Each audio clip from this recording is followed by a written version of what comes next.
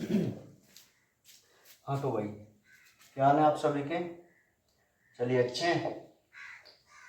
तो देखिए, जो हमारी बात चली रही थी चैप्टर 5 के बारे में, और आज हम इस चैप्टर को कंप्लीट कर लेंगे। ठीक है, पूरे पार्ट को हम कंप्लीट कर लेंगे आज। चलिए भाई, तो मैं आपको बता दूं कि लास्ट लेक्चर में हमने जो बात की थी, कोशिका में उत्पन्न विभिन्न प्रकार के दाब के बारे में बात की थी।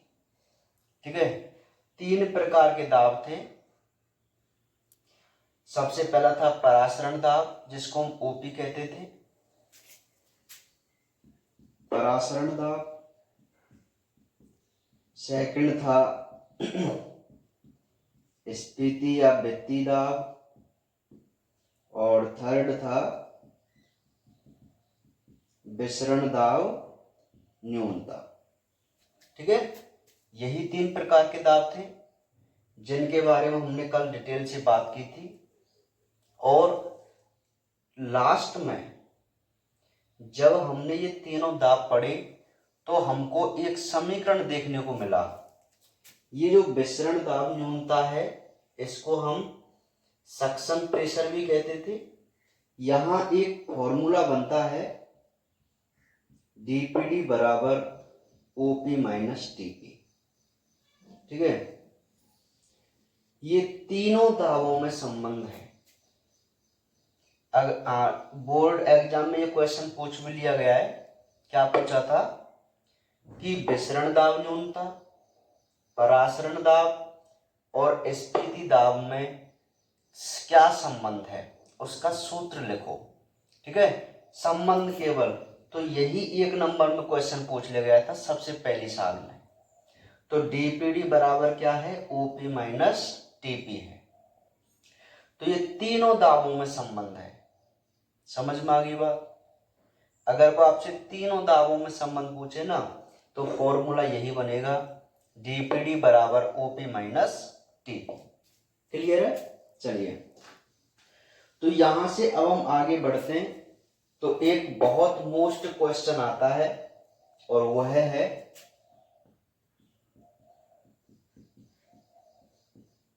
विभिन्न दाबों में संबंध। विभिन्न दाबों में संबंध। ठीक है, तो देखिए, विभिन्न दाबों में संबंध की मैं बात करूं तो हम यहां पर एक बात समझना, यहां 2 पॉइंट दिए हुए हैं इस टॉपिक में कि जो हमारे विभिन्न दाब हैं, परासरण दाब, स्फीति दाब और विसरण दाब न्यूनता, इनमें वो आपस में संबंध पूछ रहा है हमसे। अच्छा, इससे पहले जो हमने समीकरण लिखा था वो तो तीनों दाबों का संबंध था।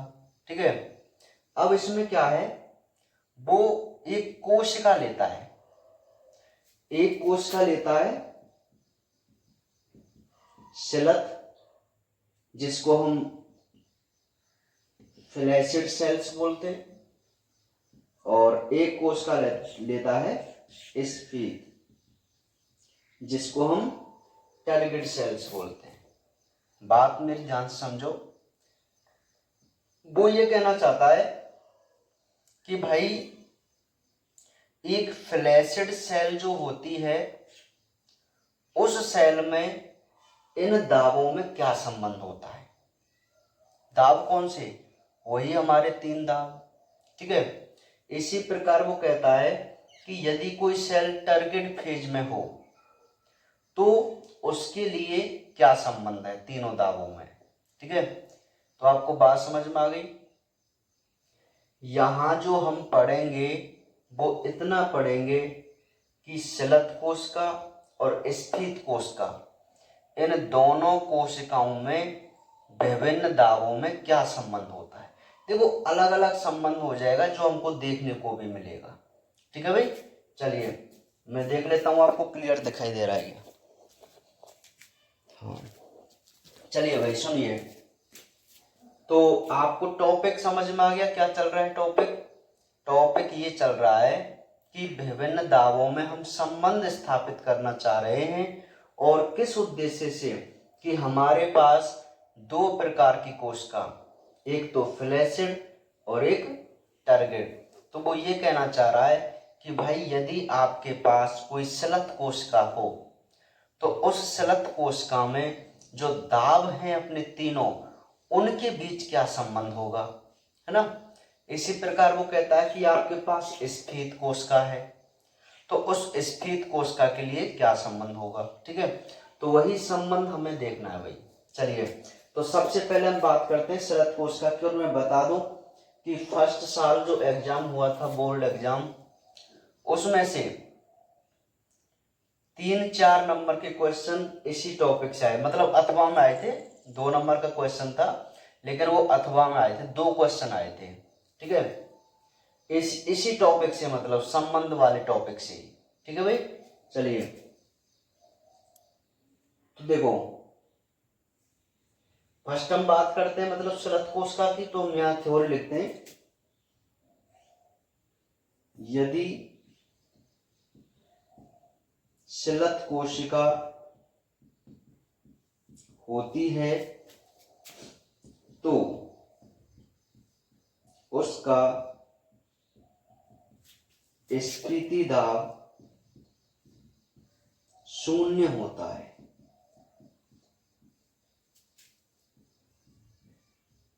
इस अवस्था में डीपीडी बराबर ओपी होता है। अब वो कहता है यदि टीपी बराबर 0 तो डीपीडी बराबर ओपी। देखिए भाई, वो ये कहता है कि भाई आपके पास कोई फ्लैसिड सेल है, स्लथ कोशिका है, तो मैं आपको बता दूं कि भाई जो ये स्लथ कोशिका होती है वो एक प्रकार से सिकुड़ी हुई कोशिका होती है ना, होती है ना। अर्थात ऐसी कोशिका जो संकुचित या सिकुड़ी हुई है। तो एक बात मुझे बताओ, आप स्फीत दाब आप जानते हैं, स्फीत अवस्था आप जानते हैं, मतलब फूली हुई अवस्था। कौन सी अवस्था? फूली हुई अवस्था को हम स्फीत अवस्था बोलते हैं। और स्फीत दाब को हम किससे शो करते हैं? टीपी से करते हैं ना। हमारे पास एक फॉर्मूला था तीनों दाबों का, डीपीडी बराबर ओपी माइनस टीपी था ना। लेकिन अब वो ये क्या कह रहा है कि यदि आपके पास कोई फ्लैसिड सेल हो, अब आप एक बात को तो मुझे बताइए कि भाई फ्लैसिड सेल होगी तो उस सेल में टीपी लग रहा होगा क्या? अरे स्फीत दाब इसमें लग रहा है क्या? स्फीत दाब बिल्कुल भी नहीं लग सकता ना।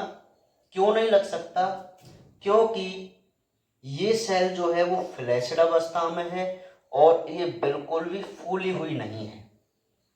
अगर ये थोड़ी फूली हुई होती तब इसमें स्फीत दाब होता, टीपी होता। लेकिन यदि कोई, वो खुद कह रहा है कि आपके पास एक स्लथ कोशिका है, तो आप डायरेक्ट बोलेंगे कि यदि हमारे पास कोई स्लथ कोशिका है तो इसके पास जो टीपी का मान है वो बिल्कुल भी नहीं होगा, ठीक है। तो वो फॉर्मूला में देखो आप, हमारे पास ये फॉर्मूला था, यही था ना, डीपीडी बराबर ओपी माइनस टीपी। इस समीकरण में यदि आप टीपी का मान क्या रख दें? 0, तो आपके पास क्या फॉर्मूला बनकर आ जाएगा? डीपीडी बराबर ओपी। क्या आ जाएगा? डीपीडी बराबर ओपी। आई बात समझ में? नहीं आई? ठीक है, बहुत सिंपल सी बात है ना।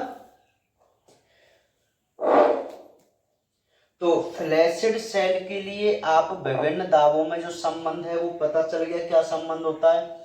छोटी सी बात दिमाग में रखनी है, अरे यार स्लथ कोशिका है तो टीपी तो होगा ही नहीं, और टीपी 0 है तो अपने आप डीपीडी बराबर क्या रह जाएगा? ओपी रह जाएगा।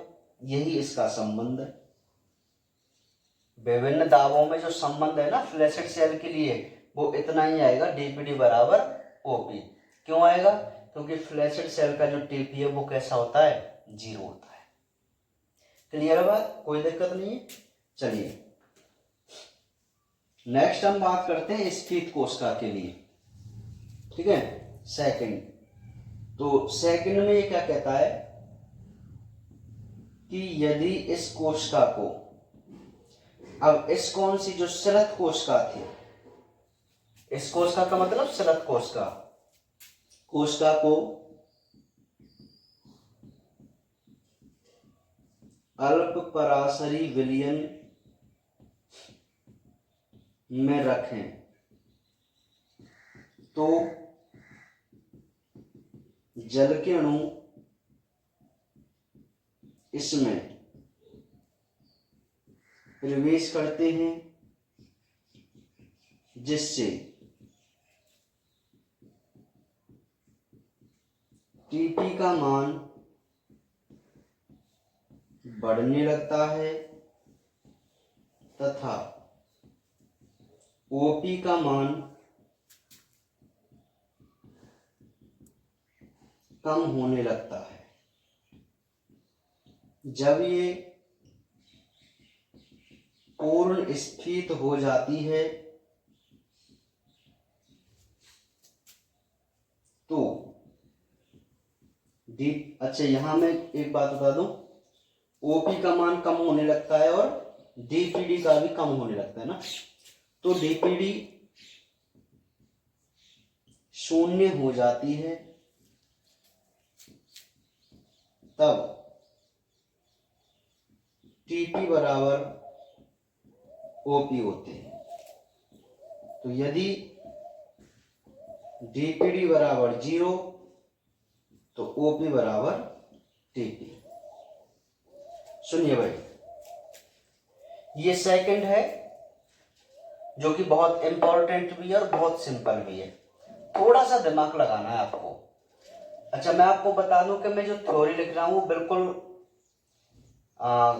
मेरे कहने का मतलब है शॉर्ट एंड सटीक लिख रहा हूं, है ना। आपको नोट्सों में कुछ 1-2 लाइन ज्यादा मिल जाएंगी, आपको नोट्सों के हिसाब से चलना है। मैं तो यहाँ एक समझाने की वजह से इसको कर रहा हूँ, ठीक है। हाँ समझ में आ गई बात। चलिए भाई सुनिए, देखो वो ये कह रहा है कि हमने जो शलत कोशिका देखी थी, फ्लैसिड सेल, उस शलत कोशिका में क्या था शलत कोशिका में कि भाई टीपी तो 0 होता है, ये शलत कोशिका में होता है ना टीपी 0, तो टीपी 0 है तो डीपीडी बराबर क्या होगा उसके लिए? ओपी होगा, ठीक है। अब वो कहता है कि तुम इस शलत, अच्छा एक बात समझो, अब यहां पर कंसेप्ट समझना। देखो परासरण दाब आप जानते हैं ना, ओपी क्या था? ओपी, अरे ओपी विलय के अणुओं की संख्या के समानुपाती होता था, अर्थात जिस कोशिका की जितनी अधिक सांद्रता उसका उतना ही ज्यादा ओपी होता था, ठीक है। और एक हमने देखा था डीपीडी, है ना। अब डीपीडी के बारे में एक बात आपको बता दूं कि जिस कोशिका का जितना अधिक ओपी उसका उतना ही अधिक डीपीडी। समझ में आ गई बात? ओपी कम डीपीडी कम, है ना, क्योंकि आप समझ लेना डीपीडी बराबर ओपी है, समानुपाती होते हैं ये दोनों। ओपी बढ़ रहा है तो मान लीजिए डीपीडी भी बढ़ रहा है, ओपी कम हो रहा है तो डीपीडी भी कम हो रहा है, ठीक है। ये दो कंसेप्ट आप मान के चलना। अब हम इसको समझने की कोशिश करेंगे। अब वो कह रहा है कि भाई जो आपके पास कोशिका है, कौन सी? शलत कोशिका, और इस शलत कोशिका को आप अल्प पराशरी विलयन में रख दें, क्योंकि शलत कोशिका है तो उसकी सांद्रता ज्यादा होगी, क्योंकि उसके जीव द्रव्य में पानी नहीं है, वाटर नहीं है। अगर वाटर ज्यादा होता है तभी तो उसकी सांद्रता कम होती है ना। तो शलत कोशिका है तो जरूर हाइपरटोनिक सॉल्यूशन रहा होगा इसमें, तो इसको हम जल में रख दें तो एक अल्प पराशरी विलयन हो जाएगा। तो जब जल में इसको रखते हैं तो जल के अणु इसमें प्रवेश करेंगे, अब बात समझना आप ध्यान से कि जब ये कोशिका सलत अवस्था में थी तब इसका टीपी 0 था कि नहीं था ना, टीपी 0 है ना। अब आप इसमें जल के अणु भर रहे हो, भाई जल के अणु ही जाएंगे क्योंकि आपने इस कोशिका को किस में रख दिया है, हाइपोटोनिक सॉल्यूशन में रख दिया है ना। तो जब जल के अणु इसमें प्रवेश करेंगे, अब ध्यान से समझना कि ये जो सलत कोशिका है, ये वाली एक सलत कोशिका है, तो इसका ओपी सबसे ज्यादा है ना, और टीपी कैसा है 0 है कि नहीं, है ना। और मैंने ये कह दिया कि भाई जल के अणु बढ़ेंगे तो उसकी सांद्रता कम होती जाएगी, और सांद्रता कम होती जाएगी तो ओपी और डीपीडी का मान भी क्या होता जाएगा, कम होता जाएगा। समझ में आ रही है बात। हाँ, अब देखो होता क्या है कि जैसे ही हम इस कोशिका में जल के अणु प्रवेश कराते हैं तो बताइए इस कोशिका का जो विलयन है उसमें जल के अणु बढ़ने लगेंगे, ये फूलने लग जाएगी, और जैसे जैसे कोशिका फूलेगी वैसे वैसे इसके टीपी का मान भी बढ़ता जाएगा। नहीं बढ़ेगा टीपी का मान? अरे भाई इस कोशिका का टीपी 0 है, तुम इसमें जल के अणु अब प्रवेश करा रहे हो तो ये कोशिका धीरे धीरे फूलने लगेगी ना, और फूलने लगती है तो कौन सा प्रेशर बढ़ता है, टीपी, और टीपी बढ़ रहा है तो कौन सा प्रेशर कम होने लग जाएगा, इसका ओपी। समझ में आ गई बात। तो वो यही तो कहना चाहता है कि जल के अणु जब इसमें प्रवेश करते हैं तो टीपी का मान बढ़ने लगता है और ओपी तथा डीपीडी का मान कम होने लगता है ना। अब ये कम हो रहा है, देखो मैं आपको एक बताया भी था, ये ओपी है और ये टीपी है बिल्कुल नीचे, मतलब टीपी 0 है और ये ओपी हाई लेवल पे इस कोशिका का, है ना। अब धीरे धीरे ऐसी तो कंडीशन आएगी, टीपी बढ़ा ओपी कम हुआ, टीपी बढ़ा ओपी कम हुआ, टीपी बढ़ रहा है ओपी कम हो रहा है, टीपी बढ़ रहा है ओपी कम हो रहा है। एक अवस्था में जब ये कोशिका कंप्लीट रूप से स्थित अवस्था में आ जाएगी, अर्थात ये पूरी तरह से फूल जाएगी, तब क्या होगा, इसकी डीपीडी तो हो जाती है 0 और टीपी और ओपी हो जाते हैं बराबर, नहीं होंगे बराबर। अरे भाई ये ओपी हाई लेवल पे है, ये टीपी 0 लेवल पे है, जल के अणु बढ़े, मान लो टीपी बढ़ रहा है ओपी कम हो रहा है, और बढ़े टीपी बढ़ा ओपी कम हुआ, तो धीरे धीरे जब ये बिल्कुल बीच में आ जाएंगे, बराबर हो जाएंगे, तो उस समय हमारी कोशिका कंप्लीट रूप से स्फीत हो जाती है। ठीक है, तो इसलिए यहाँ जो संबंध बनता है स्फीत कोशिका के लिए वो ये बनता है कि जब कोई कोशिका स्फीत हो जाए तो उसका डीपीडी तो हो जाता है 0, और यदि डीपीडी 0 हो जाएगा तो आप समीकरण से भी देख सकते हैं, तो क्या रह जाएगा, ओपी बराबर टीपी, क्या रह जाएगा, ओपी बराबर टीपी। तो ये टीपी क्यों आया ओपी के बराबर में, क्यों, क्योंकि पहले टीपी 0 था जब इस स्लत अवस्था में थी, लेकिन बाद में इसमें जब जल के अणु बढ़े तो क्या हुआ, इसके ओपी के मान में कमी आने लग गई, क्योंकि विलय के अणुओं की संख्या तो फिक्स है, जल के अणुओं की संख्या बढ़ रही है, तो बताओ उसकी सांद्रता कम होती जाएगी ना, और सांद्रता कम होती जाएगी तो ओपी का मान कम होता जाएगा। ठीक है, और किसका मान बढ़ता जाएगा, टीपी का मान। तो एक अवस्था में ओपी बराबर क्या हो जाएंगे, टीपी हो जाएंगे। ठीक है, तो ये दो बहुत इंपॉर्टेंट क्वेश्चन है और आपको समझ में भी आ गए होंगे कि इनमें संबंध कैसे होता है। ठीक है, कुछ बच्चे फ्रेशर हैं, नए भी हैं, तो वो इसको उतार सकते हैं, समीकरण को स्क्रीनशॉट भी ले सकते हैं। ठीक है भाई, चलिए तो आपको बात समझ में आई कि नहीं आई दोनों की? बहुत सिंपल सी बात है ना। तो ये था हमारा टॉपिक विभिन्न दावों में संबंध। देखो एक बहुत सिंपल सी बात आप याद रखना, मैं आपको बता दूं कि आपके पास दो प्रकार की सेल है, फ्लैसिड और टर्गेड। हमारे पास एक फॉर्मूला है डीपीडी बराबर ओपी माइनस टीपी, है ना। एक सिंपल सी बात ये हो गई कि भाई फ्लैसिड कोशिका में ये मान तो होता ही नहीं। अब जब ये नहीं होता तो क्या रह जाएगा, इसके लिए डीपीडी बराबर ओपी रह जाएगा, ठीक है। और टारगेट कोशिका जो होती है उसके लिए ये मान 0 है, ठीक है। इसको जब हम पक्षांतरण करेंगे तो क्या हो जाएगा, ओपी बराबर टीपी रह जाएगा। कितनी सिंपल सी तो बात है, ठीक है। कंसेप्ट आप अपने दिमाग में रखना ही, क्यों? क्योंकि फ्लैसिड है तो टीपी 0 होगा ही।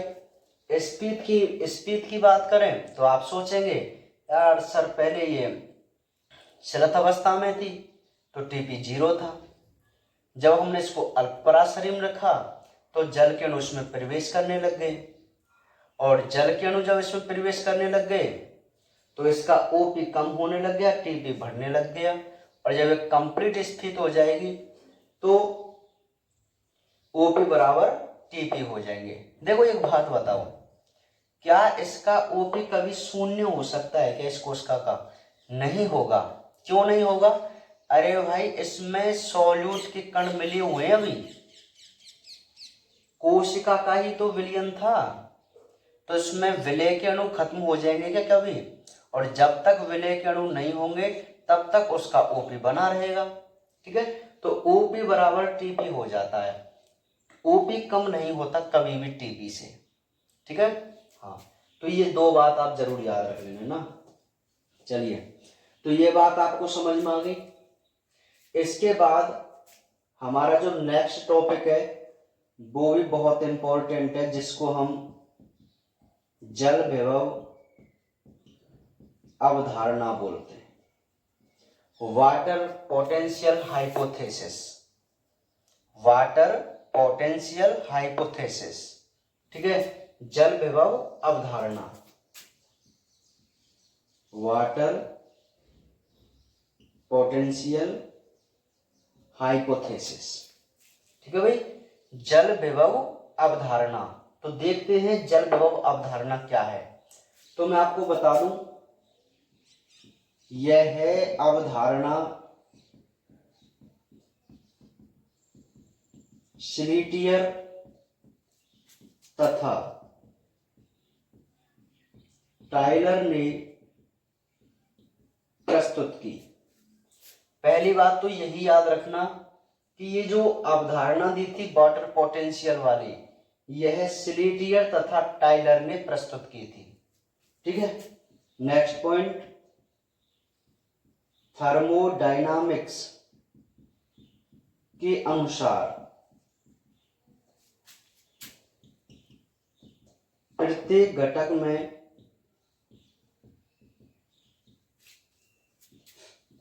कार्य करने के लिए मुक्त ऊर्जा होती है ना। बात क्या कर रही है, ऊष्मागतिकी आप जानते हैं, फिजिक्स में आपने बहुत पढ़ा है थर्मोडायनामिक्स, और उसमें हमेशा हमको एक लाइन पढ़ने को मिलती है कि संसार का कोई भी तत्व घटक हो उसमें अपने कार्य करने के लिए हमेशा क्या होती है, कुछ फ्री एनर्जी होती है, और उस फ्री एनर्जी की वजह से वो अपना क्या करता है, कोई ना कोई वर्क करता है। ये पढ़ाई आपने थर्मोडायनामिक्स में, है ना। चलिए अब हम अपनी परिभाषा देखते हैं जल विभव की, कि आखिर जल विभव क्या है। तो मैं दोनों को थोड़ा रफ कर देता हूं ना। ये हमारी बेसिक बात थी। बेसिक बात तो ये थी कि भाई श्लीटियर और टायलर ने इस अवधारणा को प्रस्तुत किया, और दूसरी बात यह है कि थर्मोडायनामिक्स हमेशा ये कहती है कि प्रत्येक घटक में कार्य करने के लिए कुछ ऊर्जा होती है, जो फ्री एनर्जी जिसको कहते हैं, ठीक है। हाँ अब हम देखते हैं नेक्स्ट बात, छोटी छोटी डेफिनेशन देखने की बात करेंगे। तो सबसे पहले हम पढ़ेंगे जल विभव। डेफिनेशन केवल, तो डेफिनेशन की मैं आपको बात बता दूं तो ये कहता है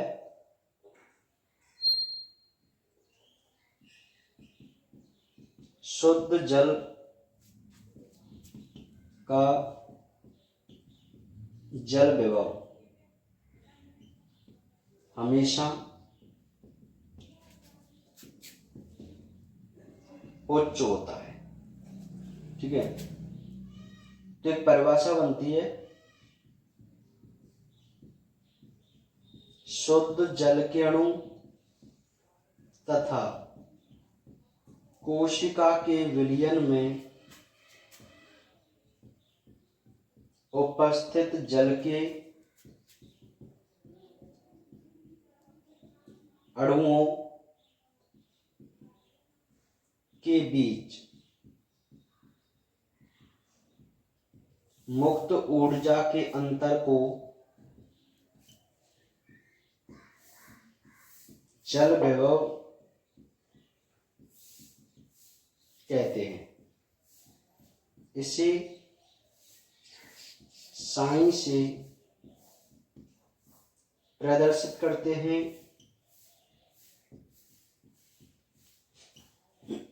जिसकी इकाई बार या एटीएम होती है। ठीक है भाई, तो देखिए सबसे पहले हम एक डेफिनेशन समझने की कोशिश करेंगे जल विभव की। भाई हम जो पढ़ रहे हैं वो जल विभव अवधारणा पढ़ रहे हैं। ठीक है, तो सबसे पहले तो हमको यही पता होना चाहिए ना कि वाटर पोटेंशियल क्या है, जल विभव क्या है। तो मैं आपको एक बहुत सिंपल सी बात बता दूं। देखिए उसने एक बात कह दी पहले ही कि शुद्ध जल जो होता है उसका जल विभव सबसे उच्च होता है। मतलब क्या हुआ कि यदि कोई विलायक होगा, प्योर विलायक जिसमें कोई भी सॉल्यूट नहीं होगा, तो उस शुद्ध जल के अणुओं के पास जो फ्री एनर्जी है वो सबसे ज्यादा होती है। फ्री एनर्जी, मुक्त ऊर्जा। ठीक है, तभी हम कह सकते हैं कि शुद्ध जल के अणुओं का जो विभव है वो कैसा है, उच्च है। ठीक है, अब नेक्स्ट वो कहता है, अब यहां से हम एक बात सोच सकते हैं कि भाई ये है शुद्ध जल, ये भी शुद्ध जल है, तो इन दोनों के पास जो फ्री एनर्जी है वो बिल्कुल इक्वल है, बराबर है। हमने क्या किया, इसमें कुछ विलय के अणु डाले, दूसरे बीकर में हमने कुछ सॉल्यूट के कण डाले, विलयन बन गया ये, और ये क्या है अभी शुद्ध जल। तो एक बात मुझे बताओ, इसकी फ्री एनर्जी और इसकी फ्री एनर्जी के बीच में कोई अंतर होगा कि नहीं होगा? होगा ना दोनों में अंतर, क्योंकि हम पढ़ चुके हैं शुद्ध जल का जल विभव सबसे उच्च होता है, हाई होता है। ठीक है, यानी कि फ्री एनर्जी इसके पास सर्वाधिक होती है। यदि हम इसमें सॉल्यूट मिला दें तो सॉल्यूट को घोलने में इसकी जो एनर्जी है वो काम आ जाती है। आप खुद सोचो, यहां कोई सॉल्यूट नहीं था तो इसकी एनर्जी बिल्कुल ऐसी की ऐसी रहेगी, लेकिन जब आप इसमें सॉल्यूट मिलाएंगे तो इसको घोलने में इस जल के अणुओं को एनर्जी नष्ट करनी पड़ेगी कि नहीं करनी पड़ेगी? तो इसकी एनर्जी जो है वो थोड़ी कम रहेगी वजह इसके। ठीक है, तो इसी को लेकर एक डेफिनेशन बन जाती है कि शुद्ध जल के अणु तथा कोशिका के विलयन में उपस्थित, ये कोशिका का विलयन है, इसमें जो जल के अणु उपस्थित हैं के बीच मुक्त ऊर्जा के अंतर को ही हम क्या कहते हैं, जल विभव कहते हैं, वाटर पोटेंशियल कहते हैं। ठीक है, देखो बहुत सिंपल सी तरीके से आपको मैं समझा रहा हूं कि भाई हर घटक के पास ऊर्जा होती है और शुद्ध जल के जो अणु होते हैं उनके पास सबसे ज्यादा हाई फ्री एनर्जी होती है। अब आप खुद समझदार हैं कि यदि हम विलियन बनाएं तो विलियन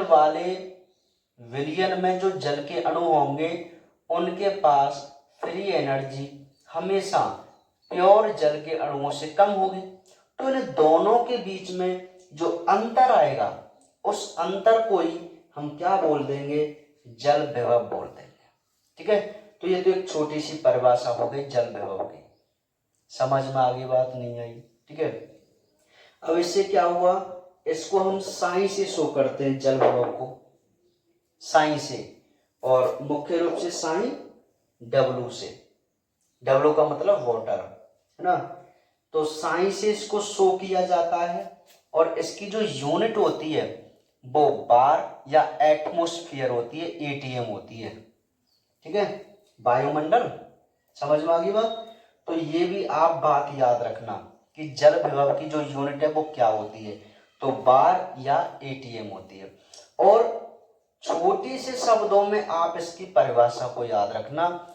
छोटे से शब्दों में इतनी सी परिभाषा है कि भाई विलयन के जल के अणु और शुद्ध जल के अणु के बीच में, शुद्ध जल के अणु और विलयन के जल के अणु के बीच मुक्त ऊर्जा का जो अंतर है उसी को हम जल विभव कहते हैं, है ना।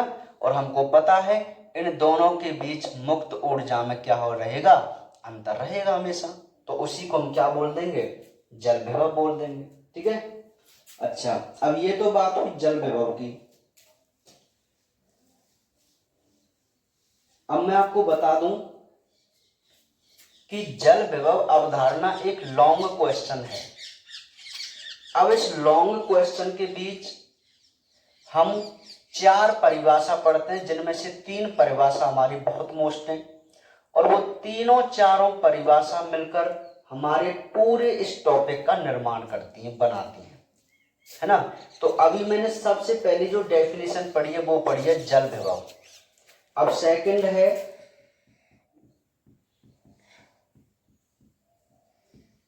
परासरण विभव। क्या है भाई, परासरण विभव। तो देखते हैं भी परासरण विभव क्या होता है। तो देखिए,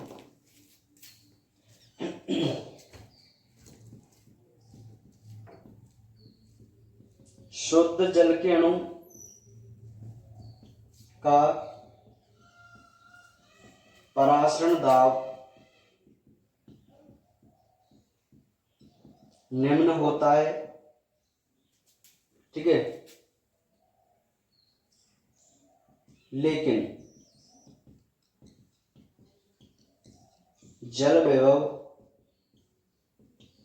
उच्च होता है ना। अब नेक्स्ट पॉइंट,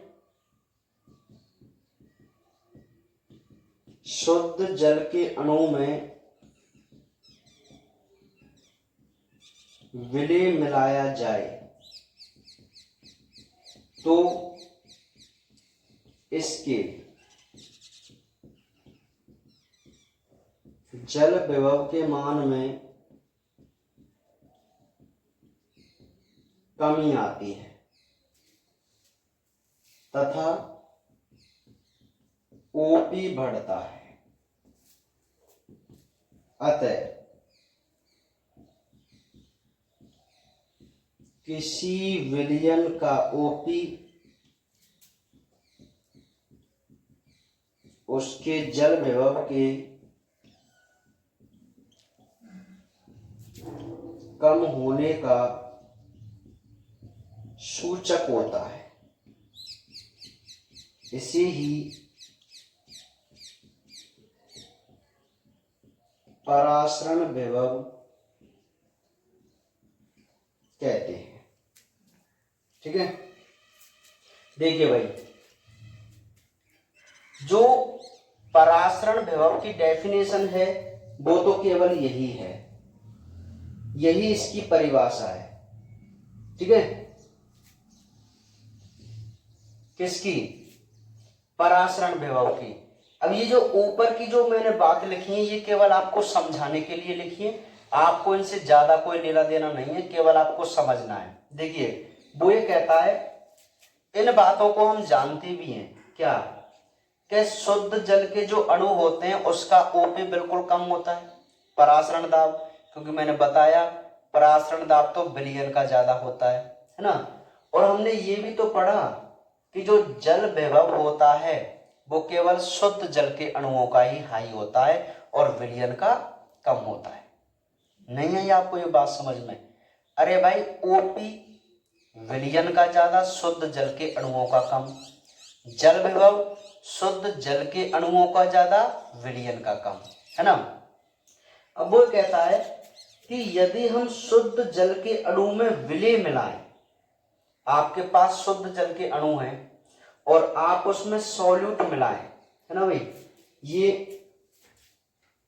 चलो यहां बना देता हूं ना, ये शुद्ध जल के अणु हैं, तो इसमें आप मुझे बताइए कि इसका ओपी बिल्कुल कम होगा कि नहीं होगा, लेकिन जल विभव इसका सर्वाधिक होगा। अब मैंने इसमें सॉल्यूट के कण डाले, सॉल्यूट विलय डाले, तो आप मुझे बताइए क्या घटना घटित होंगी। आप ये बोलेंगे कि सर यदि हम इसमें सॉल्यूट मिला रहे हैं तो इसका एक तो ओपी बढ़ रहा है ना ओपी, लेकिन इसका जो वाटर पोटेंशियल है वो कम हो रहा है। बताओ नहीं हो रहा क्या सॉल्यूट के अणु मिलाने पर किसी शुद्ध जल के अणुओं में? यही दो घटना तो हो रही हैं कि विलय मिलाने पर ओपी तो बढ़ रहा है लेकिन जल विभव कम हो रहा है ना, यही तो बात है। अब इसी से हमने एक डेफिनेशन बना ली परासरण विभव की। अब वो डेफिनेशन आपको सिंपल तरीके से समझ में आ जाएगी।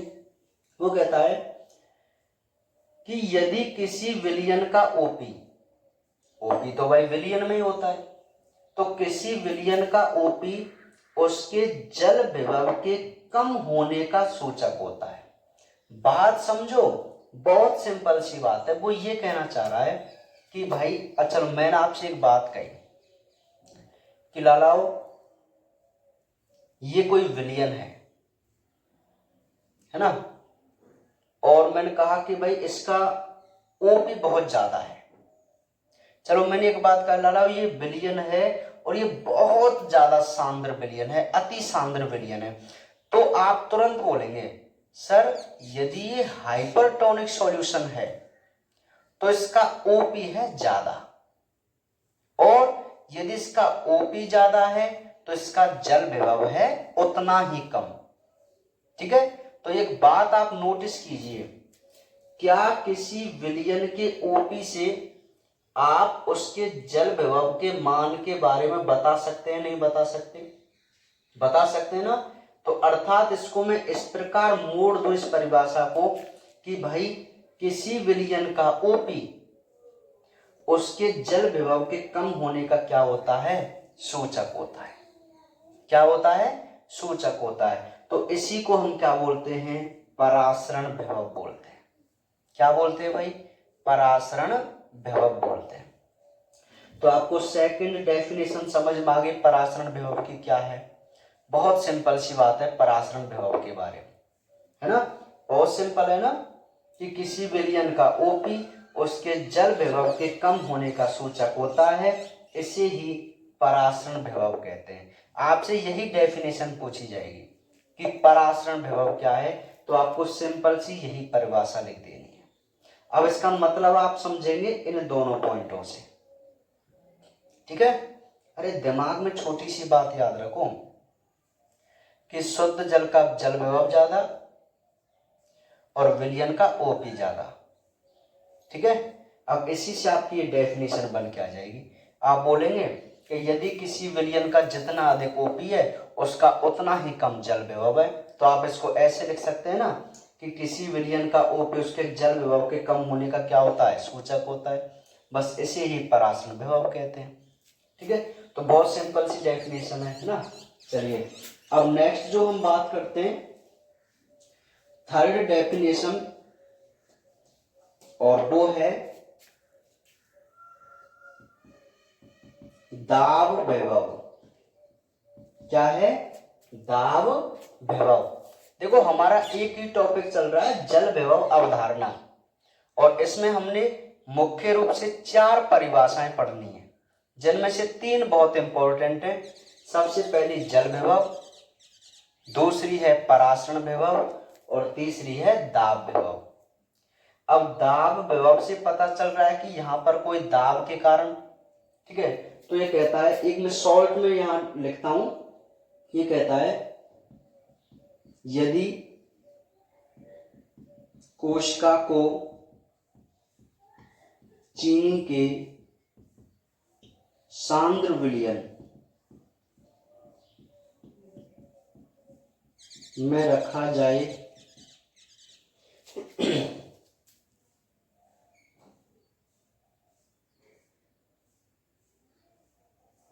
अरे सॉरी, ये मैं दूसरा एग्जाम्पल ले लिया था ना। चलिए एक सिंपल सा, यहां हमें कोशिका नहीं लेनी है। देखिए, एक सांद्र चीनी की थैली को जल में रखा जाए तो जल के अणु उसमें प्रवेश करते हैं, जिससे थैली स्थित अवस्था में आ जाती है। एक मिनट, लास्ट को लिख देता हूं। स्फीत दाब के कारण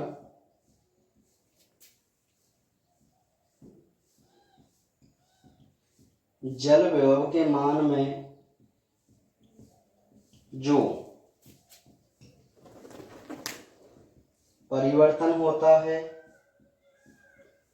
उसे दाब विभव कहते हैं। ठीक है, जिसको हम साइन पी से शो करते हैं। देखिए भाई, जो दाब विभव वाली बात है ना, वो नोट्स तो आपके लिखे हुए हैं, उनसे आप कर लेंगे, याद कर लेंगे, लेकिन मैं समझाने के लिए यहाँ पर एक अलग से मैंने इसको परिभाषित किया है, एक शॉर्ट रूप में, इजी रूप में, है ना। तो देखिए, आप समझने की कोशिश करना, और आज मैं नोट्स की पीडीएफ जरूर डाल दूंगा, है ना। और इस बार अब मैं तुरंत ही डाल दिया करूंगा, आप टेंशन मत लेना, क्योंकि कुछ बच्चे जो बाहर के हैं, नए हैं, है ना, तो उनके पास नोट्स नहीं है। ठीक है, तो मैं थोड़ा भूल गया था और मोबाइल खराब हो गया था, तो अब वो बन के आ गया है ना, तो व्हाट्सएप वगैरह सारे चालू हो गए। ठीक है भाई, चलिए, तो अब कोई दिक्कत नहीं आएगी आपको ना, नोट्स वगैरह पीडीएफ पहले ही आपके लिए डाल दी जाए करेगी। ठीक है, चलिए, तो सुनो, दाब विभव, तो एक मैं सिंपल सी आपको एक बात बता देता हूं। क्या बात बता देता हूं कि भाई, एक सांद्र चीनी की भरी थैली को हमने जल के अणु के मध्य रखा। एक थैली थी जिसमें, मतलब ये मानो कि उसकी सांद्रता ज्यादा है, इतना आप मान के चलो। कोशिका मान लेते हैं, आप कोई भी एग्जांपल ले सकते हैं कि एक कोशिका थी, उसको अल्प पराशरी विलयन में रखा। अब विलयन में रखेंगे तो कोशिका क्या है, फूलने लगेगी। अब फूलने लगेगी तो मतलब उसका स्फीत दाब ज्यादा होगा। बताइए, जब कोई कोशिका फूलेगी तो वो स्फीति दाब उत्पन्न करेगी कि नहीं करेगी? दाब उत्पन्न करेगी ना। अब एक बात समझो, वो तो ये सब फालतू की बात है, जो मेन बात है वो ये है, क्या, अभी स्फीति दाब तो लगता ही, आप सभी जानते हैं, कोशिका के ऊपर।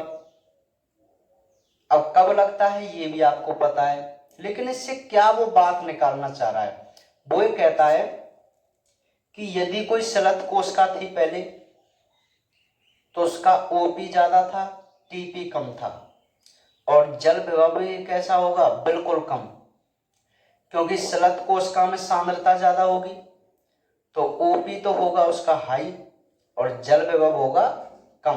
होगा कि नहीं होगा? यदि तुम अब उसमें जल के अणु प्रवेश करा रहे हैं, तभी तो वो स्फीत अवस्था में आएगी। जैसे ही वो कोशिका स्फीत अवस्था में आएगी, कब आएगी स्फीत अवस्था में? जब उसमें जल के अणु प्रवेश करेंगे, और जल के अणु प्रवेश करेंगे तो एक बात आप मुझे बताओ कि उसका जो ओपी है वो कम होगा कि नहीं होगा, और जो जल विभव है जो कि पहले निम्न था वो बढ़ेगा कि नहीं बढ़ेगा। अरे भाई जल के अणु प्रवेश करा रहे हैं आप उसमें, किसमें, कोशिका में, क्योंकि स्फीति दाब लग रहा है। तो एक सिंपल सी बात हो गई कि स्फीत दाब के कारण कोशिका के जल विभव के मान में जो परिवर्तन होता है उसी को हम दाब विभव कहते हैं। अरे पॉइंट की बात तो यही है, खुद समझो कि यदि किसी कोशिका में स्फीत दाब लगे तो उसके जल विभव के मान में चेंजमेंट होगा कि नहीं होगा, होगा ना। क्यों? क्योंकि पहले उसका मान बिल्कुल निम्न था, लेकिन स्फीत दाब लगा तो उसका मान बढ़ने लग गया। तो इसी को हम क्या कहते हैं, दाब विभव, जिसको हम साइन पी से शो करते हैं।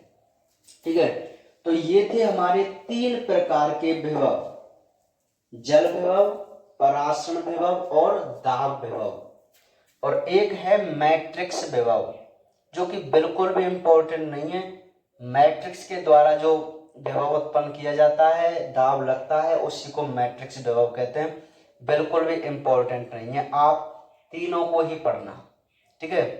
अब तीनों को पढ़ने के बाद एक शब्द निकल के आता है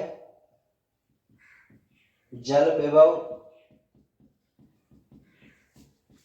परासरण विभव व दाब विभव में संबंध। तो साइन डब्ल्यू बराबर psi S plus psi P, ये तीनों दाबों में संबंध है।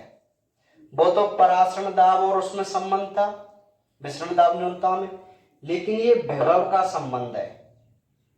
परासरण विभव, जल विभव और दाब विभव में ये संबंध होता है, और इसी को लेकर आंकिक क्वेश्चन भी पूछे जाते हैं जो बोर्ड एग्जाम में पूछ चुका है ना। विभव है तो बार है, जैसे उसने एक बार क्वेश्चन कर लिया था कि भाई किसी का जो परासरण विभव है -10 बार, दाब विभव -5 बार, तो उसके जल विभव के मान की गणना कीजिए। तो एक सिंपल सी बात है, दोनों का मान जुड़ जाएगा तो उसका जल विभव आ जाएगा। ठीक है, तो इस प्रकार हम आंक के क्वेश्चन भी कर सकते हैं। तो तीनों दाबों के इस संबंध को आप नोट कर लीजिए, ठीक है, याद भी करना है, बहुत इंपॉर्टेंट है। समझ में आ गई बात? ठीक है, बहुत इंपॉर्टेंट शब्द है ये समीकरण कि तीनों दाबों में और तीनों विभवों में क्या संबंध है। तो साइन डब्ल्यू बराबर psi S plus psi P, ये तीनों विभवों का संबंध है। अब इससे जैसे वो क्वेश्चन पूछे आप उसको हल कर देना, सिंपल सी बात है। ठीक है, मान आपके लिए देगा, वो यूनिट बार होती है। चलिए, तो ये हमारा टॉपिक कंप्लीट हुआ, वाटर पोटेंशियल हाइपोथेसिस। ठीक है, समझ में आ गई बात? जल विभव अवधारणा का जो टॉपिक है उसमें हमें मुख्य रूप से 3 डेफिनेशन याद रखनी है, जल विभव, परासरण विभव और दाब विभव, और तीनों का क्या संबंध, और संबंध से आ जाते हैं क्वेश्चन आते हैं बहुत नॉर्मल, जैसे उसने दे दिया कि इतने बार परासरण विभव है, बार यूनिट है ना, जैसे -10 -5 कुछ भी कोई संख्या दे सकता है। अरे आपको समीकरण पता होना चाहिए, साइन डब्ल्यू बराबर psi S plus psi P. अब वो जल विभव और उसका दे दे तो पक्षांतरण करके आप कर सकते हैं, इतना तो आप जानते ही हैं। ठीक है, चलिए अब लास्ट जो हम बात करते हैं, लास्ट टॉपिक है जिसको हम अंतः शोषण या एम्बिएशंस बोलते हैं। एम्बिएशन यानी कि अंतः शोषण। तो अंतः शोषण क्या है भाई, देखिए, किसी भी ठोस कणों के द्वारा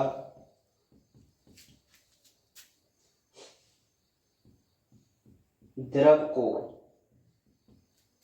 बिना विलयन बनाए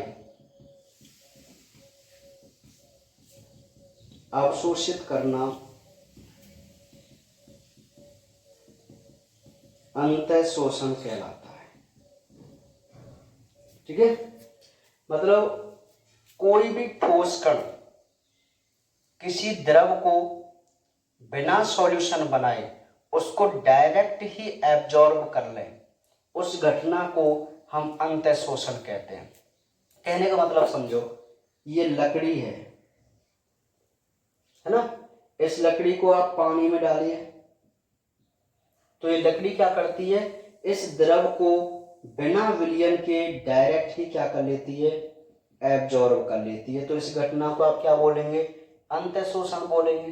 ठीक है, अब इसका महत्व क्या है, अंतःशोषण का एक बहुत इंपॉर्टेंट महत्व है, वो क्या है, बीजों का अंकुरण होना। क्या होना, अंकुरण होना। एक महत्व आप जरूर इसका याद रखना, वो है बीजों का अंकुरण होना। अंकुरण होना मतलब समझो, देखो कोई भी बीज है, हम इसको क्या है, जमीन में बोते हैं ना, जमीन में होती है नमी, है ना। तो ये बीज क्या करते हैं, उस नमी को एब्जॉर्ब कर लेते हैं, और एब्जॉर्ब करते हैं ना, तभी ये क्या होते हैं, अंकुरित होते हैं।